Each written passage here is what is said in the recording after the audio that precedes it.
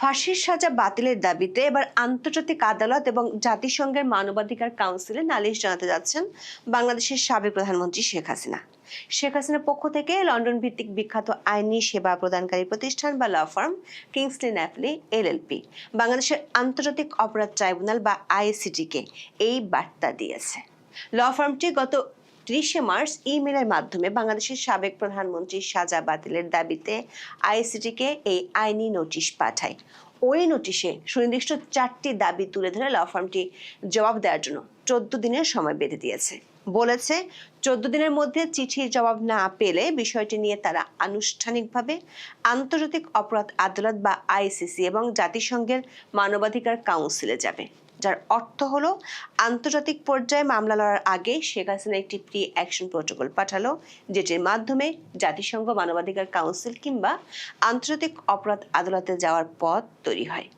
স্বাভাবিকভাবে প্রশ্ন উঠেছে, প্রায় 20 মাস পর কেন এমন আইনি নোটিশ দিলেন শেখ হাসিনা? বিশেষ করে বিএনপি সরকার ক্ষমতা আসার পর আইসিটির চিফ প্রসিকিউটর পাল্টে ফেলেছে এবং নতুন চিফ প্রসিকিউটর শেখ হাসিনার বিরুদ্ধে দেওয়া রায় নথিপত্র পরীক্ষা করে দেখারও ঘোষণা দিয়েছিল। এর মধ্যে প্রসিকিউটরদের বিরুদ্ধে ঘুষ চাওয়ার অভিযোগ উঠেছে, বিচারকের ফেসবুক অ্যাকাউন্ট হ্যাক হয়েছে, সিসিটিভির ফুটেজ গায়েব হয়ে গিয়েছে। ট্রাইব্যুনাল ও প্রসিকিউশনের এমন নানা বিব্রতকর পরিস্থিতিতে এই চিঠি কি নতুন কিছুর ইঙ্গিত করে? আবার বাংলাদেশের পররাষ্ট্রমন্ত্রী খলিলুর রহমানের দিল্লি সফরের ঠিক 1 সপ্তাহ আগে এই চিঠির মাধ্যমে সরকারকে কি বিষয়টি নিয়ে কোনো বার্তা দেওয়া হয়েছে? সবচেয়ে বড় প্রশ্ন হলো, আওয়ামী লীগ সভানেত্রীর পক্ষ থেকে লন্ডনের ল ফার্ম যে চিঠি দিয়েছে সেটির আইনি তাৎপর্য কি হতে পারে? বিশেষ করে 14 দিন পর আন্তর্জাতিক অপরাধ আদালত বা আইসিসি এবং জাতিসংঘের মানবাধিকার কাউন্সিলে যাওয়ার যে হুমকি দেওয়া হয়েছে সেটি কি পরিকল্পিত আন্তর্জাতিক আইনি লড়াইয়ের আগাম কোনো বার্তা? বিস্তারিত জানতে চলুন যাওয়া যাক বিশ্লেষণে।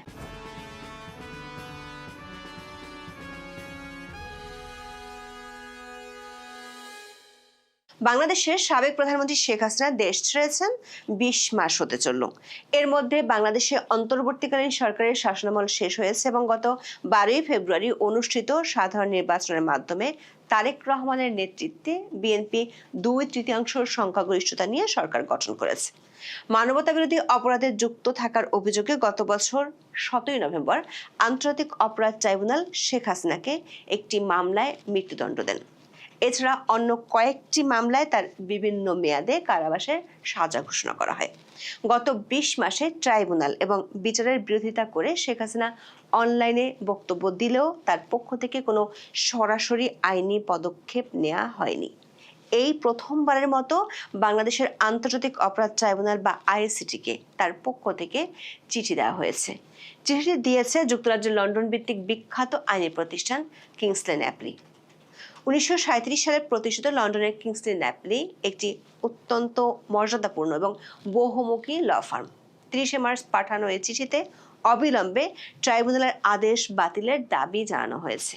একই সঙ্গে ভবিষ্যতে আন্তর্জাতিক আইন মেনে নোটিশ দিয়ে এবং শেখ হাসিনার পছন্দের আইনজীবীর উপস্থিতি নিশ্চিত করে নতুন ট্রাইব্যুনাল গঠনেরও দাবি জানানো হয়। শেখ হাসিনার পক্ষে ট্রাইব্যুনালে পাঠানো 10 পাতার ওই চিঠির একটি কপি আমাদের হাতে এসেছে। চিঠিতে শেখ হাসিনার মামলার বিচার প্রক্রিয়ার বিভিন্ন ত্রুটি ও অসঙ্গতি চিহ্নিত করে সে বিষয়ে বিস্তারিত বক্তব্য তুলে ধরা হয়েছে। তবে এই চিঠি পাঠানোর মধ্য দিয়ে ট্রাইব্যুনালের বিচার প্রক্রিয়ার বৈধতা স্বীকার করা হচ্ছে না উল্লেখ করে কিংসলি ন্যাপলির পক্ষ থেকে বলা হয়েছে, শেখ হাসিনা ট্রাইব্যুনালের এখতিয়ার চ্যালেঞ্জ করার অধিকার রাখেন। কিংসলি ন্যাপলির চিঠিতে স্পষ্ট করা হয়েছে, শেখ হাসিনা এই বিচার প্রক্রিয়াকে কখনোই বৈধতা দেননি এবং একে একটি রাজনৈতিক উদ্দেশ্য প্রণীত প্রহসনের বিচার হিসেবে গণ্য করছেন। প্রশ্ন হলো, 20 মাস পর কেন এ ধরনের আইনি নোটিশ পাঠালেন শেখ হাসিনা? আওয়ামী লীগের একাধিক সূত্র ও আইন বিশেষজ্ঞদের মতে কিংসলি ন্যাপলি তাদের চিঠির শেষে 14 দিনের মধ্যে জবাব দেওয়ার জন্য আলটিমেটাম দিয়েছে, যার অর্থ হলো আগামী 13 এপ্রিলের মধ্যে জবাব দিতে হবে। আইনি পরিভাষায় একে লেটার বিফোর অ্যাকশন বা মামলার পরবর্তী পদক্ষেপ বলা হয়। যদি 14 দিনের মধ্যে ট্রাইব্যুনাল বা বাংলাদেশ সরকার এই চিঠির কোনো সন্তোষজনক জবাব না দেয়, তবে কিংসলি ন্যাপলি দাবি করবে তারা ঘরোয়া প্রতিকার বা ডোমেস্টিক রেমিডিস পাওয়ার সব চেষ্টা করে ব্যর্থ হয়েছে। কিংসলি ন্যাপলির চিঠিতে স্পষ্টভাবে উল্লেখ করেছে, জবাব না পেলে তারা বিষয়টিকে আন্তর্জাতিক অপরাধ আদালত বা আইসিসি এবং জাতিসংঘ মানবাধিকার কাউন্সিলে নিয়ে যাবে। আন্তর্জাতিক মানবাধিকার আইন এবং আন্তর্জাতিক অপরাধ আদালতের নিয়ম অনুযায়ী কোনো আন্তর্জাতিক সংস্থায় অভিযোগ করার প্রধান শর্ত হলো দেশের ভিতরের সব আইনি পথ বা প্রতিকার বন্ধ হওয়া। কিংসলি ন্যাপলি এই চিঠির মাধ্যমে প্রমাণ করতে চাইছে বাংলাদেশে তারা আর কোনো ন্যায় বিচার আশা করতে পারে না, তাই আন্তর্জাতিক হস্তক্ষেপ প্রয়োজন। বিশ্লেষকরা মনে করেন বাংলাদেশের আন্তর্জাতিক অপরাধ ট্রাইব্যুনালকে চিঠি দিয়ে কিংসলি ন্যাপলি সেই গ্রাউন্ড তৈরি করে রাখলো। আন্তর্জাতিক অপরাধ আদালত বিশেষজ্ঞরা বলছেন আইসিসিতে কোনো ব্যক্তি সরাসরি মামলা করতে পারেন না, কারণ এটি কোনো দেওয়ানি আদালত নয়। তবে রোম স্ট্যাটিউটের 15 অনুচ্ছেদ অনুযায়ী যে কোনো ব্যক্তি, গোষ্ঠী বা বেসরকারি সংস্থা আইসিসি প্রসিকিউটরকে কোনো অপরাধ সম্পর্কে তথ্য দিতে পারে।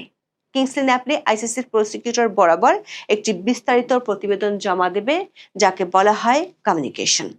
এতে দাবি করা হবে বাংলাদেশের শেখ হাসিনার বিরুদ্ধে যে বিচার হয়েছে সেটি আসলে প্রহসনের বিচার এবং এটি নিজেই একটি মানবাধিকার বিরোধী অপরাধ। কিংসলি ন্যাপলি আইসিসির কাছে দাবি করবে বাংলাদেশ সরকার শেখ হাসিনাকে ন্যায্য বিচার দিতে অক্ষম বা অনিচ্ছুক। যদি আইসিসি প্রসিকিউটর মনে করেন এই তথ্যগুলোর ভিত্তি আছে, তবে তিনি একটি প্রিলিমিনারি এক্সামিনেশন বা প্রাথমিক তদন্ত শুরু করবেন। যদিও আইসিসি কোনো সার্বভৌম রাষ্ট্রের অভ্যন্তরীণ আদালতের রায় সরাসরি বাতিল করতে পারে না, তবে তারা যদি এই বিচার প্রক্রিয়া নিয়ে প্রশ্ন তোলে তবে তা আন্তর্জাতিকভাবে বাংলাদেশের বর্তমান সরকারের ভাবমূর্তিকে মারাত্মকভাবে ক্ষতিগ্রস্ত করবে। দর্শক, কিংসলি ন্যাপলি তাদের চিঠিতে বাংলাদেশের আন্তর্জাতিক অপরাধ ট্রাইব্যুনাল ও তার বিচারিক প্রক্রিয়া নিয়ে 6টি সুনির্দিষ্ট অভিযোগ এনেছে।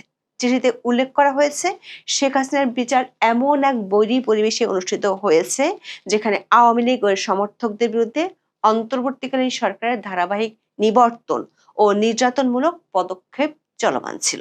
2025 সালের মে মাসে সন্ত্রাস বিরোধী আইনের অধীনে আওয়ামী লীগের কার্যক্রম নিষিদ্ধ করা হয়। পাশাপাশি রাজনৈতিক সহিংসতা, অপরাধীদের দায়মুক্তি এবং আওয়ামী লীগপন্থী আইনজীবীদের গ্রেপ্তারের মতো ঘটনা ঘটেছে।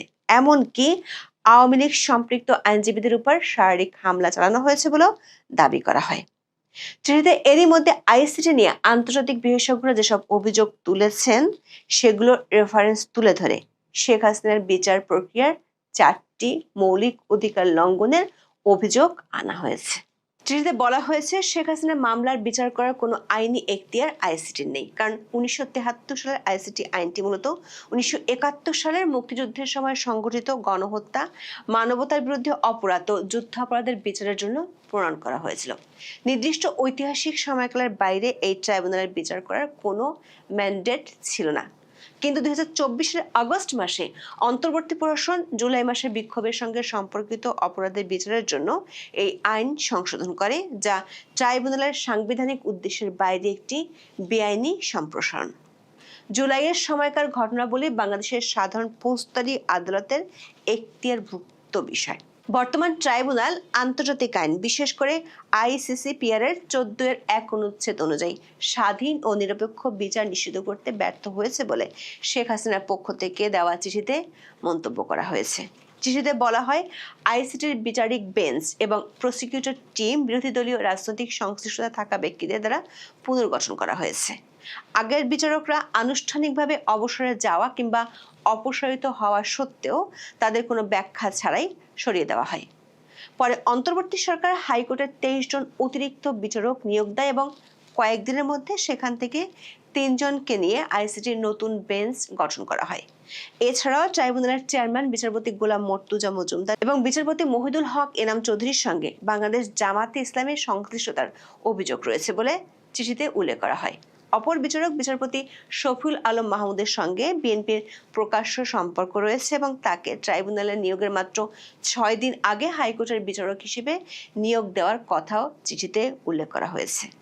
সবচেয়ে বিতর্কিত অভিযোগটি এসেছে বিচারপতি শফিউল আলম মাহমুদের বিরুদ্ধে, যিনি বিচার চলাকালে মন্তব্য করেছিলেন যে আসামিকে ফাঁসির দড়ি থেকে বাঁচানোর জন্য আইনজীবীদের চেষ্টা করা উচিত, যা শেখ হাসিনার আইনজীবীরা পূর্ব নির্ধারিত অপরাধী সাব্যস্তকরণ বা প্রি ডিটারমিনেশন অব গিল্ট হিসেবে দেখছেন। আন্তর্জাতিক অপরাধ ট্রাইব্যুনালে দেওয়া চিঠিতে বর্তমান প্রসিকিউটর টিমকে পক্ষপাতমূলক বলে মন্তব্য করা হয়েছে। চিঠিতে বলা হয়েছে, আইসিটির সাবেক চিফ প্রসিকিউটর মোহাম্মদ তাজুল ইসলাম জামায়াতে ইসলামীর নেতাদের আইনজীবী ছিলেন এবং তিনি এবি পার্টির যুগ্ম আহ্বায়ক। তিনি বিচার চলাকালীন সময়ও দলের সমাবেশে অংশ নিয়েছেন। 2025 সালের মার্চ মাসে তাজুল ইসলাম একটি সমাবেশে আওয়ামী লীগকে নিষিদ্ধ করার দাবিও জানিয়েছিলেন। এছাড়া প্রসিকিউশন টিমের অন্যান্য সদস্যদের বিরুদ্ধে ঘুষ গ্রহণ ও দুর্নীতির বিশ্বাসযোগ্য অভিযোগ উঠেছে, যা ট্রাইব্যুনালের বৈধতাকে পুরোপুরি ধ্বংস করে দিয়েছে। চিঠিতে যথাযথ আইনি প্রক্রিয়া অনুসরণ না করে শেখ হাসিনার বিচার কাজ এগিয়ে নেওয়া হয়েছে দাবি করে বলা হয়, ইন্টারন্যাশনাল বার অ্যাসোসিয়েশনের হিউম্যান রাইটস ইনস্টিটিউট জানিয়েছে, চার্জ গঠন সম্পর্কে কোনো আনুষ্ঠানিক নোটিশ দেওয়া হয়নি। এছাড়া শেখ হাসিনাকে তার নিজের পছন্দের আইনজীবী নিয়োগের অধিকার থেকে বঞ্চিত করা হয়েছে।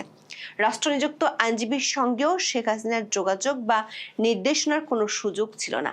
শেখ হাসিনার চিঠিতে বলা হয়েছে, অন্তর্বর্তীকালীন সরকার ভারতের কাছে শেখ হাসিনাকে হস্তান্তরের জন্য অনুরোধ করেছে, যা প্রমাণ করে যে তার অনুপস্থিতি স্বেচ্ছায় ছিল না এবং অনুপস্থিতিতে বিচার কোনোভাবেই যৌক্তিক নয়। আন্তর্জাতিক মানদণ্ড এবং আইসিসিপিআর এর 14 অনুচ্ছেদের ন্যূনতম গ্যারান্টি ছাড়া এই ধরনের ত্রুটিপূর্ণ প্রক্রিয়ায় মৃত্যুদণ্ড আরোপ করা মূলত সামারি এক্সিকিউশন বা সংক্ষিপ্ত মৃত্যুদণ্ড কার্যকরের শামিল। চিঠির শেষ অংশে শেখ হাসিনার পক্ষে কিংসলি ন্যাপলি ল ফার্ম কয়েকটি দাবি উল্লেখ করেছে। সেগুলো হলো, শেখ হাসিনার বিরুদ্ধে দেওয়ার রায় এবং সাজা আইনিভাবে বাতিল ঘোষণা করতে হবে। মৃত্যুদণ্ড কার্যকর করার জন্য কোনো পদক্ষেপ নেওয়া যাবে না। ভবিষ্যতে যে কোনো বিচারিক প্রক্রিয়া আন্তর্জাতিক মানদণ্ড মেনে যথাযথ নোটিশ দিয়ে এবং নিজস্ব পছন্দের আইনজীবীর উপস্থিতিতে স্বাধীন ট্রাইব্যুনালে করতে হবে। আওয়ামী লীগের সঙ্গে যুক্ত আইনজীবী ও অন্যান্য নিরাপত্তা নিশ্চিত করতে বাংলাদেশ সরকারকে জরুরি পদক্ষেপ নিতে হবে। আইসিটি এবং বাংলাদেশ সরকারকে উপরোক্ত ত্রুটিগুলো স্বীকার করে তার সংশোধনের ব্যবস্থা নিতে হবে। এসব বিষয়ে বাংলাদেশ সরকার ও ট্রাইব্যুনাল কি পদক্ষেপ নিতে যাচ্ছে তা 14 দিনের মধ্যে নিশ্চিত করার অনুরোধ জানানো হয় চিঠিতে। কিংসলি ন্যাপলি চিঠিতে জাতিসংঘের মানবাধিকার কাউন্সিলে যাওয়ার যে হুমকি দিয়েছে, বিসি সরকার তাকে মূলত একটি কূটনৈতিক ও জনমত তৈরির কৌশল হিসেবে দেখছেন। এখানে 3টি উপায়ে কাজ করা হতে পারে। প্রথমত, কমপ্লেন্ট প্রসিডিওর, যেটির মাধ্যমে গোপনীয় পদ্ধতিতে মানবাধিকার কাউন্সিলে সরাসরি কোনো রাষ্ট্রের বিরুদ্ধে অভিযোগ দায়ের করা। বিশেষজ্ঞরা মনে করেন, ইতিমধ্যে আওয়ামী লীগের উপর নিষেধাজ্ঞা, দলটির নেতাকর্মীদের উপর নির্যাতনের বিষয়গুলো আন্তর্জাতিকভাবে সমালোচিত হয়েছে। পাশাপাশি আইসিটির বিচার প্রক্রিয়া এবং এই ট্রাইব্যুনালের বিরুদ্ধে এরই মধ্যে যেসব অভিযোগ উঠেছে সেগুলো আন্তর্জাতিক গণমাধ্যমে প্রকাশিত হয়েছে। প্রসিকিউটর বিএম সুলতান মাহমুদ সাবেক চিফ প্রসিকিউটর তাজুল ইসলামের বিরুদ্ধে সেটেলমেন্ট ট্রেড বা সাক্ষী বাণিজ্যের গুরুতর অভিযোগ আনেন। অভিযোগ উঠেছে, প্রভাবশালী আসামি বা প্রত্যক্ষদর্শীদের আর্থিক সুবিধার বিনিময়ে সাক্ষী হিসেবে ব্যবহার করা হয়েছে বা অব্যাহতি দেওয়া হয়েছে। জাতিসংঘের মানবাধিকার কাউন্সিলে যদি এই বিষয়টি ওঠে, তবে বাংলাদেশের নতুন সরকারের উপর বৈশ্বিক চাপ বাড়বে। ইতিমধ্যে জাতিসংঘের বিশেষ দূতরা আওয়ামী লীগকে নিষিদ্ধ করা এবং শেখ হাসিনার বিচার প্রক্রিয়া নিয়ে উদ্বেগ প্রকাশ করেছিলেন। সরকার যদি কিংসলি ন্যাপলি নোটিশের সন্তোষজনক উত্তর না দেয়, তবে আন্তর্জাতিক পরিমণ্ডলে বাংলাদেশের বিচার বিভাগের বিশ্বাসযোগ্যতা বড় ধরনের সংকটের মুখে পড়বে। সূত্রগুলো বলছে, জাতিসংঘ মানবাধিকার কাউন্সিলে শেখ হাসিনার পক্ষ থেকে এই অভিযোগটি গ্রহণ করার সম্ভাবনা আছে। কাউন্সিল যদি অভিযোগটি গ্রহণ করে, তবে তারা একটি ওয়ার্কিং গ্রুপ অন কমিউনিকেশনস গঠন করবে এবং বিষয়টি পর্যালোচনার জন্য বাংলাদেশ সরকারের কাছে ব্যাখ্যা চাইবে। জানা গেছে, কিংসলি ন্যাপলি জাতিসংঘের বিচারক ও আইনজীবীদের স্বাধীনতা বিষয়ক বিশেষ দূত এবং আরবিট্রারি এক্সিকিউশন বিষয়ক বিশেষ দূতের কাছে আবেদন করার জন্য প্রয়োজনীয় কাগজপত্র তৈরি করে রেখেছে।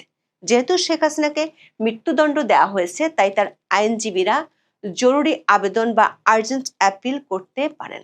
জানা গেছে, কিংসলি ন্যাপলি আইসিসিপিআর এর কাছে আবেদন করবে না, তারা বরং মানবাধিকার কাউন্সিলের কমপ্লেন্ট প্রসিডিউরের উপর বেশি গুরুত্ব দিবে। আবার এমন এক সময় শেখ হাসিনার পক্ষ থেকে এই নোটিশ পাঠানো হয়েছে যখন বাংলাদেশের পররাষ্ট্রমন্ত্রী খলিলুর রহমান দিল্লি সফরে যাচ্ছেন। শেখ হাসিনা বর্তমানে ভারতে অবস্থান করছেন এবং ভারত তাকে হস্তান্তর করতে অনিচ্ছুক। কিংসলি ন্যাপলির এই নোটিশ ভারতকে একটি জোরালো যুক্তি দেবে। ভারত দাবি করতে পারবে যে, যেহেতু শেখ হাসিনার বিচার নিয়ে আন্তর্জাতিক পর্যায়ে বিতর্ক উঠেছে এবং মানবাধিকার লঙ্ঘনের অভিযোগ আছে, তাই তাকে হস্তান্তর করা আন্তর্জাতিক নিরাপত্তার জন্য ঝুঁকিপূর্ণ হতে পারে। যদি বাংলাদেশের ট্রাইব্যুনাল শেখ হাসিনার সাজা বাতিল না করে এবং তিনি আন্তর্জাতিক আদালতে যান, তবে ভারত সহ অন্যান্য দেশগুলোতে ইউনিভার্সাল জুরিসডিকশন প্রয়োগের আবেদন করা হতে পারে। এটি শেখ হাসিনার প্রত্যর্পণ প্রক্রিয়াকে জটিল করে তুলতে পারে, কারণ ভারত আন্তর্জাতিক আদালতের নির্দেশনাকে উপেক্ষা করে তাকে ফেরত পাঠাতে চাইবে না। দর্শক, বিশ্লেষকরা মনে করেন এই আইনি নোটিশটি একটি প্রি অ্যাকশন প্রোটোকল। 20 মাস পর পাঠানো এই চিঠি স্পষ্ট করে দিচ্ছে শেখ হাসিনা আইনি লড়াইয়ের ময়দান বাংলাদেশ থেকে সরিয়ে বিদেশের মাটিতে নিতে যাচ্ছেন। লন্ডনের ল ফার্ম নিয়োগ করা এবং আইসিসি এবং জাতিসংঘে যাওয়ার হুমকি দেওয়ার লক্ষ্য হলো বাংলাদেশের বর্তমান বিচার ব্যবস্থাকে বিশ্ব দরবারে অগ্রহণযোগ্য ও রাজনৈতিক উদ্দেশ্য প্রণীত হিসেবে চিহ্নিত করা। আবার এই আইনি নোটিশটি কেবল শেখ হাসিনার ব্যক্তিগত লড়াই নয়, বরং এটি আওয়ামী লীগের রাজনৈতিক ভবিষ্যতের সাথেও জড়িত।